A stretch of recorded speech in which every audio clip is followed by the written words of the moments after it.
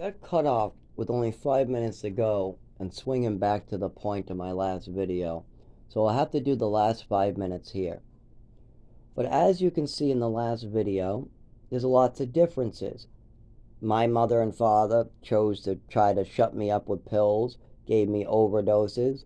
They wouldn't allow me to get any help. When I was experiencing an overdose, instead of going to the emergency room and getting help, I was left to sleep it off. After an overdose, I was given more pills and more drugs on top of that. Teachers wanted to help me. I wasn't allowed to get that help. I was moved to another state as soon as doctors were just getting ready to help me and just realizing something was wrong. I then had doctors cut off again and again throughout my childhood in Texas and Maine. I had a mother that was making up stories about me. So, of course, that makes a lot of differences. If my nephew had that happen to him, he would be skinny, sick, probably be having seizures, probably not be able to move his arms properly, stuff like that. But there's also another big difference is how you report things and if the parents are honest at all. So, of course, the programs are trying their best to be honest. You just got 6 different staff members writing a quick report out.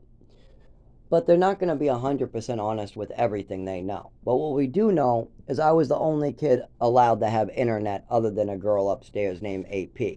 So out of all the people going in and out of the behavioral program, I'm the only one trustworthy enough to have the internet. And they even trust me enough to have conversations about the program. I'm also the only kid that's honestly having conversations with them about the weed use in the program. And I'm being told stuff like, you're the best behaved person we've ever had, other than you won't stop smoking marijuana. Other than the marijuana that everybody smokes in this program, anyways, uh, we can't find any complaint with you, Zach. Keep it up. Doing great. So we know that that is the opinion I get constantly. We're constantly getting good reports during my whole childhood. In New Mexico, when I'm getting abused, I'm the most best behaved abused kid. When I'm getting choked out, turning blue, and when I'm told to poison myself with rotten food, I do what I'm told. So I'm the best. I'm the best at taking abuse. When I'm in Maine and my mother's trying to homeschool me and there's no education and she's acting crazy, I sit there and take her. She wants to backhand me, scream at me, doesn't matter. I sit there and take it. And then at nighttime, when they're both drunk, I chuck in my drunk little daddy. I take the blanket out of my room at age 9. I tuck him in on the couch because he can't get off the couch. I go check on my mother. She's fine. And I go back to bed. So I know that I'm very loving and I'm caring and I'm going around trying to love these people around me. I love dogs, cats, animals. I'm just this little lover boy at all times. The staff members know it. The teachers know it. I'm always wanting to help out my classmates, help out the teachers, help out my parents.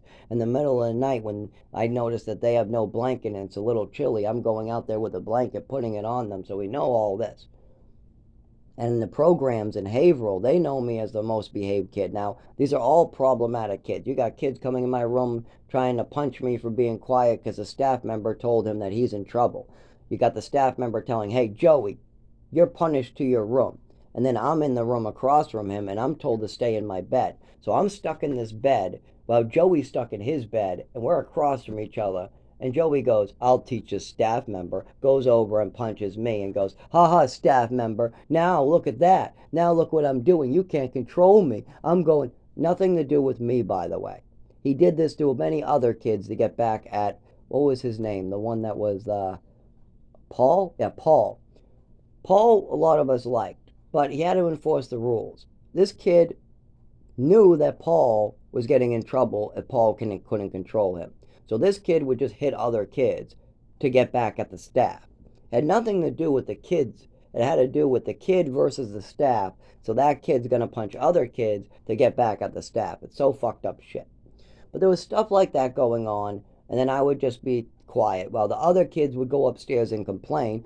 I got hit and Paul did nothing. I got hit for nothing. I was sitting there in my room doing what I'm told, and then fucking Joey came over here and smacked me in the face, and Paul did nothing. And then that complaint goes to Paul, and then the staff members complain that Paul needs to do something. But Paul has already restrained this kid. There's nothing more he can do. He's already punished him to his room and restrained him. And now, like every time Paul tells the kid to stop it, he runs out of the room and punches another kid. So all the other kids started complaining about Paul. Paul needs to do something. Paul needs to do something. Paul needs to do something. I was the only one that just sat there taking the punch because we already had 3 kids complain. It's not Paul's fault. It's a jerk kid. That kid's a fucking prick. That kid's an asshole. It's not Paul's fault. Paul has done everything that they give him power to do. The only thing Paul has not done is brought him out back and beat the shit out of him. Where that's probably what we need for those type of kids. Or like my mother. My mother needed somebody to go out back and beat him. Now they would say the opposite. They would say I needed the beating. Well, I got beatings. I got smackings on the face. I got metal rulers. I got beatings. I got poisonings. I got more druggings than the prisoners that actually commit murders today. So if they try to say, well, Zach needed the beating, Zach needed the drugs, Zach's the psycho one. Well, that's not what the program people that lived with me thought. No, absolutely not. Oh, no. You might be able to think that, but I lived with those asshole kids that were actually psycho and schizophrenic. I was with the kids that ran away on a regular basis. I know the problematic kids when I see one. They're the ones in prison cells right now. They're the ones with murder charges that actually stick. They're the ones that are violent and they know they're violent. They're the ones, they don't adopt cats in the fucking hallway. They don't take care of 84-year-olds. They don't wipe out their father's 12 grand in debt. They don't go taking beatings. They don't let the landlord throw them to the ground and say, call the police. They don't use the court systems. They don't ask you politely to handle your shit. They go to your house with a fucking baseball bat and break your fucking legs and go, there, problem solved. They're the type of people that fucking get violent and stuff happens. But guess what? My mother never had an injury in her life from me. As much as they try to make me look like this devil child, I have been in Lowell Treatment Center with a real devil child. Devil children pick up hammers when their mother is acting crazy and smash them in the face. The mother hits them in the face with a metal ruler to send a message to your nephew's father. And then in the middle of the night, the devil child smashes the mother in the face with a hammer until the hammer's caved in. That is a devil child. A devil child is somebody that you send to an orphanage or a program in New Mexico. He gets abused. Here's little girls getting abused in other rooms. He comes all the way home. Then the father profits off of it, puts him through a court trial just to make his own money, just to make more money out of it. Does nothing to help you about the situation. And then you keep your promise and you slit their throat in their sleep. That's a devil child. A devil child is somebody that causes permanent injury in your face. At any time in my childhood, does my father have a caved in skull? Does he have any broken bones? Did I drag him across the ice over razor blades? Did I take a hot iron and burn him in his sleep? Did I poison his food with pills? Did I call the police on him and get him arrested for DUI drinking on the way home from out to eat? Did I ever know that he was going to be drinking when he went out to eat and called the police and made sure they were waiting for him when they came home to give a breathalyzer? Did I ever try to take a baseball bat with barbed wire? Did I ever hold them down and inject them with drugs? Did I ever try to put a hand on my parents or any of these kids at any time? No. Nope, they put their hands on me. The kids would jump me or steal from me or steal my iPod, and then I would have to stand up for myself. That's about the closest to me fighting there is. Kids take advantage of me, they start beating me up, so then I have to stand up to them and punch back and cause a little damage, and then it's all over with. That's the closest to fighting I've ever had to do. Somebody robs me 3 times, they put their hands on me, then I have to defend myself and show them I'm not a pussy. That's simple. But how about my father and mother? No, they are the ones hurting me and then acting like I'm hurting them. I'll be skinny, drooling. I'll have no food in my body. I'll be underweight. I'll be puking all morning.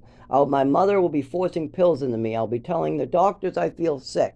I'll look sick. I'll be pale. I'll look like I'm about to die, and I am about to get sick and die. And I'm being moved around the country, and my organs are failing. My nervous system is failing. I'm falling down during fireworks. I'm getting hurt. And my mother and father will talk like they're somehow hurt by me. Oh my God, our son is so evil. He's getting us hurt. Yeah, he's gonna hurt us. Yes, yes, he's out to get us. Yes, my son is out to get me. Oh, but he just wiped out 12,000. He just gifted you $12,000. Yeah, your son is so terrible, wiping out all your crimes and all the shit, huh? See, I'm interrupted again. tired of these interruptions. So hard to do these videos. Anyway, so, yes, that's what we get a lot of. During my childhood, when I was age 5 years old, 7 years old, my mother would go into a doctor's office going, "My child is out to get me. Yes, he's out to get me. Look at this swimming medal. He's writing his old name on it because he's out to get me. He's out to get me, he is." And then my father would jump on board after New Mexico. "My son is out to get me. Yes, he's out to get me. Yes, we need him in a program. More pills. He's out to get me." Then my mother would continue the story, continue going on with, "We need more pills. He's outrageous. Yes, he's drinking a bottle of cough medicine, so he's outrageous and psycho. We need help. We need help right here. Give us money. Give us Social Security. Give us pills so he could be a drooling mess." And never occurred to them that maybe I just needed the same things other kids needed, like food. Healthcare first. Maybe I needed healthcare at age 7 from an overdose. Maybe that would have been a good start. Maybe not wait 20 years to get somebody help with a neurological disorder. But that's first step. We need to worry about your son's health.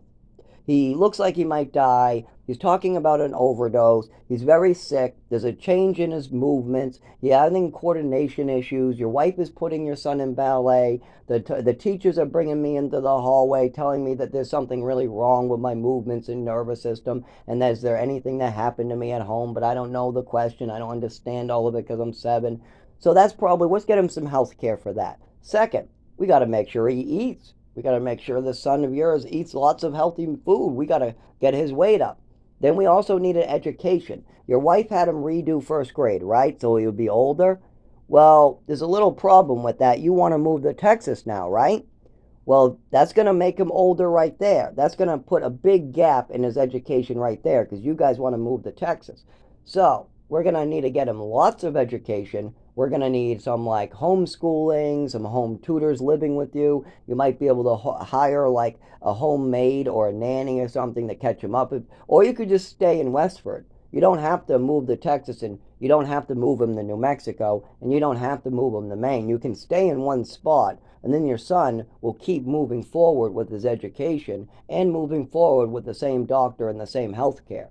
But if you're going to move them to Texas, you're going to have to make up that gap in education. Because when you move a child, that actually makes it much harder for him because he's meeting new friends, new teachers. The teachers have no clue where your education was at. Plus, they don't know where your son's health is at. So that's going to take about a good year or so to figure out. And then the education starts again. So after the first year, the education will start. And you just said you held him back a year. So that's going to be a problem when you move him to another state. Okay. Well, we got education, healthcare is very needed. What happens if we don't give him those things and we just move him to New Mexico? Well, then he's going to be missing education. Plus, what is the type of education he'll be getting in New Mexico? Is there a school for multiple different grades, or is he just going to be mixed in with a bunch of ages? Well, there's a 13-year-old, a 14-year-old, a 9-year-old, a 6-year-old, an 8-year-old girl, a 9-year-old girl. There's another really older boy that just reaches almost 16, what's ridiculous. He is only there temporarily. Actually, I think he was 15 or something. It was only supposed to be up to 13. Most of the kids were only supposed to be up to 13 years old. Anyway, so you got all these different ages from 6 to 13. And is there other teachers? Well, no, there's only one teacher, and she's only there for the first 3 months, and she's asking for more money because it's a long commute, and they're not giving it to her. So she says, "I'm sorry, it's too long of a commute, kids. I won't be coming back." After 3 months, she doesn't come back. Then it's the staff members bringing us to extracurricular activity. What, is that not good? No, you can't have a 13-year-old and a 6-year-old in the same class. There's no way that that's a proper education. Well, that's what I got. And this is after Texas and Westford? This is after. Okay, well, you're going to have to make up for that loss 18 months too. So right after New Mexico, we're going to need health care now. We're going to need a make-up for the 1 year in Westford of education. We're going to need a, speed up on the Texas education because you just got there, and then now you're going to have to restart again. And now we're going to need to make up for 18 months in New Mexico. So let's get on that already, Mom and Dad. Let's get on helping your child so he can succeed as an adult. Wait, you want to move to Maine? Well, there are teachers and schools in Maine. You could move to many good places in Maine. Yeah, we could get you health care and some good education in Maine. That's no pro- Oh, you want to homeschool 'em. Well, that's not a good idea with the losses you have. Yeah, this is all over the place. You got this kid really fucked up health wise and education wise. So it's going to take a lot of work and a lot of hard time and money and work to get this back to a regular kid's level. No, we're just going to sell houses in Maine, and my wife can homeschool. My wife knows everything. She's perfect. So, do I speed up? Do I get the education I need to be dropped into a public school? No, I do not. Actually, we lose another 6 months of education. Again, I get less than what a normal kid in an orphanage would get. So I am nowhere near ready to even get past that. So then we move to Chelmsford. Now I got to catch up on the education. We need health care. I'm finally going to get that, right? No. My mother's going to use mental health stories so nobody ever pays attention to the physical illnesses. She's going to make sure I don't get any help with the physical illnesses. And she's going to drive me 2.5 hours away to a doctor that only wants to listen to her. And every time I mention any twitches or an overdose or anything, we'll just call it a side effect of the medication or say that I make up stories because I have a problem with attachment disorder. I say that my mother's lying about me and hurting me. My a mother right in front of me, the mother that the my therapist sees right there, that mother named Patricia right in front of me, she has just hurt me in a terrible way with her hands, and she's making up stories about me, and I'd like those stories to stop. I'd like lies to stop coming out of my mother's mouth about me. I don't want to hear my fucking name connected to a lie again. And I mean, if you're gonna make up lies about me like this all the time, I don't want to fucking hear no excuses about what I have to say, because you guys have continued and continued to do this. But no, no, instead, they say, why don't you just let it go? Let your mother continue telling stories about you, and you just draw a picture of your father in the corner. So that's the therapy I get. So I'm obviously not going to get help with my nervous system, the neurological disorder. So let's mention the tics at least. Well, doctor, I'm having these uncontrollable muscle movements. I've been having them here and there for years now. I don't know what's causing them. I just have these neck twitches, arm twitches, my legs twitch, they bounce. I don't know what's going on, but it's been happening. Well, maybe it's a side effect from the medications. And then before I can tell him that it's continued my whole life, or before he asks any questions about it, my mother goes in and goes, okay, okay, now listen to me. I got this to say, and I got this to say, and I got this story, and I got that story, and I think that he has this and this and this and this and that. So before anybody can even ask me a question about my health, my mother already got 10 more health stories to tell the doctor. He's psycho because of this. He has bipolar and ADHD and hyperactivity and depression, and he has attachment disorder, and he has suicidal thoughts. He's self-harming since age 5 actually. When really the self-harming she's talking about is me sucking on my skin because my mother performed an overdose and then let me sleep it off because she didn't want to follow the advice of the doctor and bring me to the emergency room like she was supposed to. Instead, she hung up the phone while saying they don't know what they're talking about, and then let me sleep it off. And then about a couple days later, I'm sucking on my skin trying to figure out why my skin is different. And then the doctors want to know why I'm sucking on my skin, and I don't know why because I'm only a 7-year-old. So my mother calls it self-harming, and she says I just like to commit suicide and harm myself. And then with the suicide, with the burning the house down bullshit, and my mother convincing me that's what I was doing, that makes it even more confusing for this 5-year-old, 7-year-old. Now he's doing normal playing with the match stuff, and the mother's coming in there screaming, no, you're burning the house down. That's what that's called. You brought matches to the closet, and that could have burnt the house down, so you're trying to burn the house down. Admit it. You're trying to burn the house down. Admit it, you little 5-year-old. Admit it already. And of course, that little 5-year-old crying in the closet going, I don't know, I don't know, I don't know what I was doing, I don't know, crying and crying, I don't know. And then the mother comes over like, yes, yes, I'm going to drag you over to the father, and you better tell him how that you were trying to burn the house down. You better tell him that, I'm telling you right now. Dragging him out, telling him, then the father comes in, what were you doing? I don't know, I don't know. Well, of course you know. Patricia says you know what you were doing, so what were you doing? I don't know what I was doing. Were you trying to burn the house down? I don't know. Yes, I think. I don't know. Yeah, I don't know. And of course, then they go, see, you are trying to burn the house down. You just admitted it to us. So you must be. When anybody could do that, I had my nephew. I was about age 18. He brought a lighter to school. Did I do that to him? No. Instead, I asked him what he was doing. He said he didn't know. So instead of belittling him, I took the I don't know and said, well, if you continue doing that, what could happen is what I did. When I did the same thing, I was held down. I had needles and drugs forced into me. I had to get naked in front of strangers, all because I did exactly what you did. But I'm going to be telling your mother now, and she's going to really pick the punishment. But that's what happened to me for doing that same thing. So then I brought the mother, and the mother had to talk with them not to play with matches, not to play with lighters. But I could have said, well, you brought a lighter to school, and you were playing with that lighter at school. You told me that. So that means that you could have burnt the school down. So you were trying to burn the school down, weren't you? No, I don't know what I was doing. Yes, you do, because you were bringing the lighter to school, and the school could have burnt down. So you could have burnt the school down.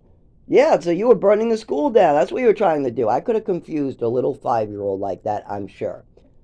He doesn't know what he's doing. He's a little 5-year-old, a little 6-year-old. 6-year-olds don't know what they're doing. All they know is, ooh, pretty fire. Ooh, how do I get that to work? That's what the 5-year-old thinks. Ooh, that's cool. How does this work? You rub this here? Oh, oh, this isn't working. That's how the 5-year-old thinks. And then when a mother comes over there all mad looking and you say you don't know, that's it. The mother knows you're playing with matches. That's simple. But see, my mother wanted me to be brainwashed. Things couldn't be that simple with my mother. It couldn't be she finds me in the closet or finds matches in the closet, asks me, I say I don't know, and then she goes, oh well, I got to give you a spanking and don't you ever play with matches again. That's what it should have been. My mother should have given me a spanking, told me never to play with matches again, end of conversation, end of event. But instead, my mother wanted to turn this into a mental illness. I'm trying to burn the house down. I am trying to harm other people. I'm trying to hurt other people. I'm in a danger to myself and others. And that's why I'm sucking on my skin, because I want to hurt myself.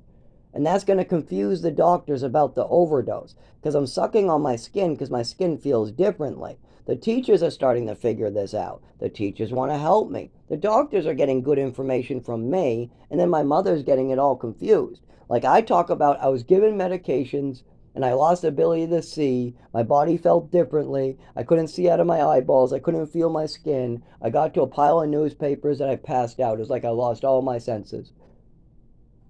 And then when they turn to my mother goes, it's just an allergy attack. And so the doctor's confused now. He's like, an allergy attack? That doesn't sound like an allergy attack. Medications and then that. Well, it's an allergy attack to a combination of medications. And then the doctor goes, what medications did you give him that night? I don't remember. I don't have the list, but we don't really need to discuss this. We don't really need to talk about it. It's just an allergy attack. It's not important. And then she drops it. And don't forget, my mother has control over these doctors, so she can switch the doctor around. She can stop me from calling. She can push appointments out, and she puts me in ballet, what distracts me, gets me talking about how I'm being made fun of for being in ballet. There's a lot of distractions my mother's throwing out there to make sure nobody pays attention to what's really going on. And then she moves me to Texas as soon as things get too close to the razor. So you got all that stuff going on with me. If you did these things to my nephew, niece, or other people, they would have just as many health issues and just as many made-up stories about them as I do. If for every time my nephew stole a lighter or played with a lighter, he was trying to burn a house down or burn a school down, oh boy, would he be in trouble. My nephew tried to burn a school down at age 6 years old. Oh my God, he needs to be medicated right away. But instead, I am a normal adult. I know that he was just playing with the lighter. He was curious. He saw me smoking in the backyard, wondered what that glowing fire thing was. He saw me stick it in my bag, or maybe in my pocket, or maybe he went through my room. He grabbed the lighter. He brought it to school. He tried to light it. Well, it was only a button one, so he probably got it to light, and that was it. Then he brought it back in his backpack home, and then I went through his stuff to get his homework ready, and I found, oh, why did you take this? This looks like my lighter. What is it doing in your bag? I took it. Why are you taking my lighter? I don't know.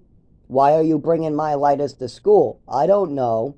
Well, let me tell you what happened to me as a child when I did something like this. My mother and father made sure that I had to get naked in front of strangers. Then I was held down and injected with medications and forced to take extra pills. On top of that, then I was forced to take a double dose of drugs injected straight into me against my will.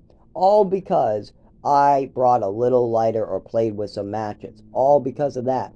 That's all I did. I took a lighter or some matches, I played with them or did an experiment, and next thing I know, I had to get naked in front of strangers. I'm being injected on the floor with double doses of medications. Other kids are doing weird stuff to me or trying to do weird stuff to me. You got kids telling stories to the staff to try to get more drugs put into me.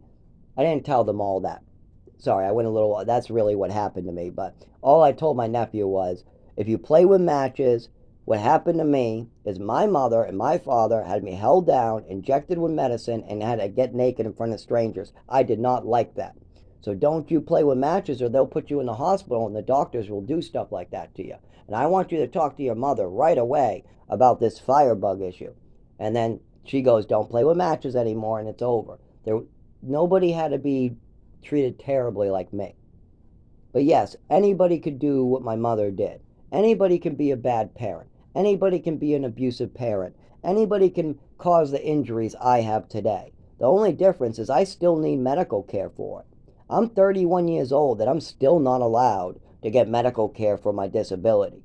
I have a disability and it's still not diagnosed because my mother and father wanted to hide it. That's it. They wanted nobody. Well, my mother wanted to hide it. My father just didn't care.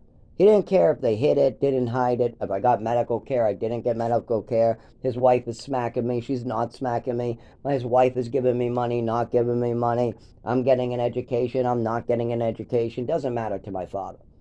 If I'm dying in the woods or I'm living in an apartment, if I have a car or I don't have a car, if I'm hurt or I'm not hurt, if I have a medical condition or I don't have a medical condition, it doesn't matter to my father. Just die away from me already, is his opinion. But if it was his family that his wife was hurting, if he had to watch one of his grandsons get hurt like I got hurt, if he had to watch a needle get forced into somebody or get naked or the horrible things that I had to go through, if he had to watch one of his great grandsons or something go through this, he would be crying like a little fucking baby on the floor because he's in another room having to watch a loved one have to go through what I went through. But see, his son Zachary is not a loved one. He's less than human.